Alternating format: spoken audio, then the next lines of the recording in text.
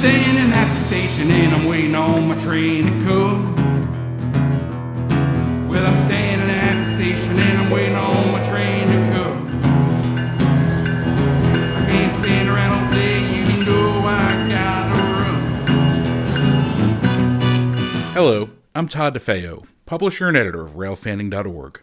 In mid-December, I presented Oddities on the Georgia Rails to the Georgia Archives. It provided a fun look at some lesser-known railroad stories and anecdotes that show rail travel wasn't always the glamorous mode the history books recall. I've opted to break the presentation into a series of shorter podcasts. I hope you enjoy this presentation. So we are, as everyone might have noticed, we are between two major holiday periods. And when we think of travel, holiday travel periods, we tend to think of what? Chaos? Probably fair. We've got weather delays, we've got security checkpoints, we've got the travelers themselves, right? It tends to make traveling a little bit of a chaotic experience sometimes today. And while we tend to think of travel as an adventure, if that's even the right word, alligators usually don't play into the equation, do they? I've never been to Hartsfield and seen an alligator. Is that fair to say? I'm not saying it doesn't happen, but it's not part of the norm.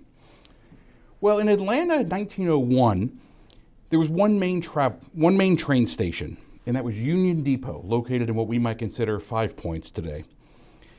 And while it looks nice in this postcard, it was not necessarily the highest regarded of train depots in history.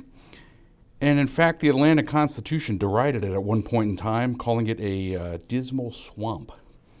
So if you can imagine, on October 26th of 1901, it really lived up to its reputation that day.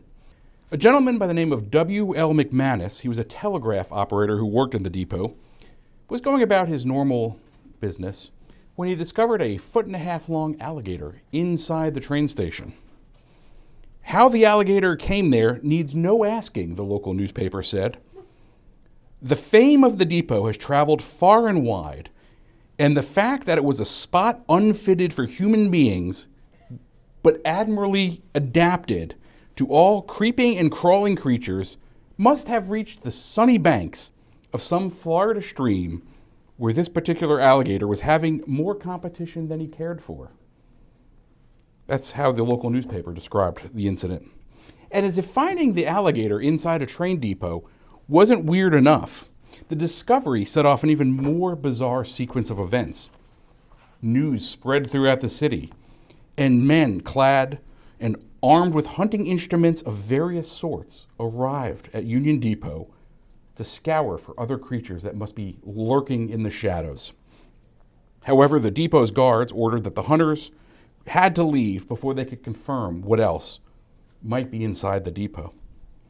And I share this anecdote to begin with because when we think of railroads, we tend to think of institutions that transformed, certainly Georgia, but the entire country. And railroads absolutely did. They absolutely transformed society as we knew it at the time. But railroads involved people. And people could sometimes verge on maybe the odd, to be polite.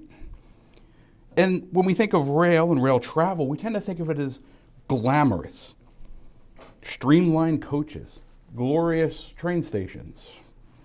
But as we're going to find out today, that wasn't always the case.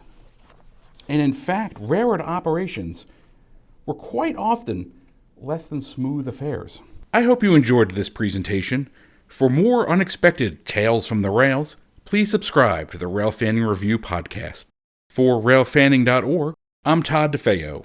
Be sure to visit railfanning.org for more news, features, and photos from the rails.